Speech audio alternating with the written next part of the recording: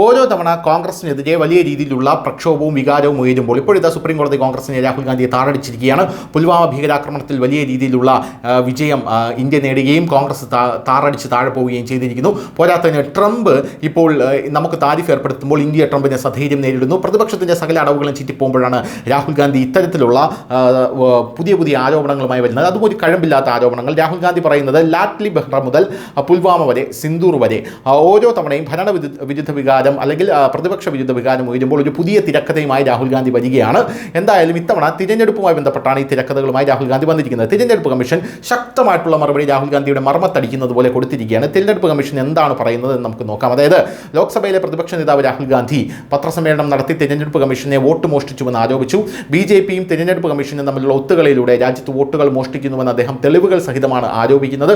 ഇതിന് മറുപടിയായി കർണാടക തിരഞ്ഞെടുപ്പ് കമ്മീഷൻ ഉദ്യോഗസ്ഥർ രാഹുൽ ഗാന്ധിയോട് OPO തെളിവിൽ ഒപ്പിട്ട സത്യവാങ്മൂലം സമർപ്പിക്കാൻ ആവശ്യപ്പെടുകയാണ്. എന്നാൽ രാഹുൽ ഗാന്ധി അത് ചെയ്യില്ല. കാരണം സത്യവാങ്മൂലം സമർപ്പിച്ചാൽ കളി കാര്യമാകും. ഇത് വെറും ഒരു ആരോപണം മാത്രമാണ് രാഹുൽ ഗാന്ധിയുടെ. എൻ്റെ കയ്യിൽ തെളിവുകളൊക്കെ ഉണ്ട് എന്ന് രാഹുൽ ഗാന്ധി വരുന്നു. എന്നാൽ ആ സത്യവാങ്മൂലം കൊടുക്കാൻ രാഹുൽ ഗാന്ധി തയ്യാറാകുന്നില്ല എന്നുള്ളതാണ് മറ്റൊരു സുപ്രധാനമായിട്ടുള്ള കാര്യം. പ്രധാനമായും എടുത്തു പറയേണ്ടത് കർണാടക ഭരിക്കുന്ന കോൺഗ്രസ് ആണ്. അവിടെ ഒരു തെരഞ്ഞെടുപ്പ് തിരിമറി നടന്നിട്ടുണ്ടെങ്കിൽ അവിടെ പ്രധാനമായും BJP അധികാരത്തിൽ വരണം. എന്നാൽ ഇപ്പോൾ BJP മാറി കോൺഗ്രസ് ആണ് അധികാരത്തിൽ വന്നിരിക്കുന്നത്. BJPക്ക് 60 സീറ്റിലേക്ക് ചുരുങ്ങുന്ന ഒരു കാഴ്ച നമുക്ക് കാണാനായിട്ട് സാധിച്ചു. അപ്പോൾ രാഹുൽ ഗാന്ധി ഒരു കത്തിയെടുത്ത് കോൺഗ്രസിന്റെ നെഞ്ചത്ത് കുത്തി ഇറക്കുന്നത് പോലെയാണ് ആരോപണങ്ങൾ കൊണ്ടുവന്നിരിക്കുന്നത്. തെരഞ്ഞെടുപ്പ് കമ്മീഷൻ ഇപ്പോൾ OPO തെളിവിൽ ഒപ്പിട്ട സത്യവാങ്മൂലം സമർപ്പിക്കാനും പറയുകയാണ്. എന്തായാലും സത്യവാങ്മൂലം സമർപ്പിക്കണമെന്ന തെരഞ്ഞെടുപ്പ് കമ്മീഷന്റെ ആവശ്യത്തിനെതിരെയും രാഹുൽ ഗാന്ധി ഇപ്പോൾ വന്നിരിക്കുകയാണ്. രാഹുൽ ഗാന്ധി പറയുന്നത് ജനങ്ങളോട് ഞാൻ പറയുന്നത് എൻ്റെ ആരോപണമാണ്, എൻ്റെ വാഗ്ദാനമാണ്, അത് സത്യവാങ്മൂലമായി നിങ്ങളതങ്ങ് സ്വീകരിച്ചുകൊള്ളുക. ഇത് തെരഞ്ഞെടുപ്പ് കമ്മീഷന്റെ ഡാറ്റയാണ്, ഞങ്ങൾ അവരുടെ ഡാറ്റ പരിശോധിച്ചുകൊണ്ടിരിക്കുകയാണെന്നാണ് രാഹുൽ ഗാന്ധി പറഞ്ഞത്. അതായത് ജനങ്ങളുടെ കോടതിയിൽ ഞാൻ ഭയങ്കര സംഭവമാണ്, ഇതിന് എനിക്ക് സംഭവമൊന്നും ആവശ്യമില്ല, തിരഞ്ഞെടുപ്പ് കമ്മീഷനെക്കാട്ടിലും വലുതാണ് ജനങ്ങൾ എന്നൊക്കെയാണ് രാഹുൽ ഗാന്ധി വച്ച് കീച്ചുന്നത്.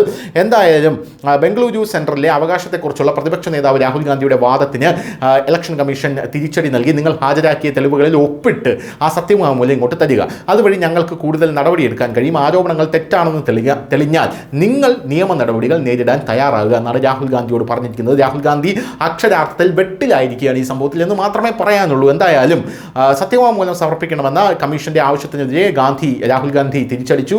ഞാനൊരു രാഷ്ട്രീയക്കാരനാണ്, ഞാൻ എന്തു പറഞ്ഞാലും അത് ഞാൻ പരസ്യമായി പറയുന്നു, ഇതെൻ്റെ വാഗ്ദാനങ്ങളാണ്, ഇത് ഡാറ്റയാണ്, ഞങ്ങൾ അവരുടെ ഡാറ്റ കാണിച്ചിട്ടുണ്ട്, ഇത് ഞങ്ങളുടെ ഡാറ്റയല്ല, ഇത് നിങ്ങളുടെ ഡാറ്റയാണ്, ഈ വിവരങ്ങൾ സ്വീകരിക്കാൻ വിസമ്മതിക്കുന്നത് ഞെട്ടിക്കുന്നതാണ്, വോട്ടർ പട്ടികയെക്കുറിച്ച് ഞാൻ പറഞ്ഞതെല്ലാം തെറ്റാണെന്ന് നിങ്ങൾ പറയുന്നില്ല, പകരം അത് എൻ്റെ സത്യവാങ്മൂലത്തിലുണ്ടോ എന്ന് ചോദിക്കുന്നു, എന്തുകൊണ്ടാണ് അവർ എന്നെ ഒരു നുണയൻ എന്ന് വിളിക്കാത്തത് എന്നൊക്കെയുള്ള തരികിടകളുമായി രാഹുൽ ഗാന്ധി ഇപ്പോൾ കളം നിറയുകയാണെന്നുള്ളതാണ് മറ്റൊരു പ്രധാനപ്പെട്ട കാര്യം.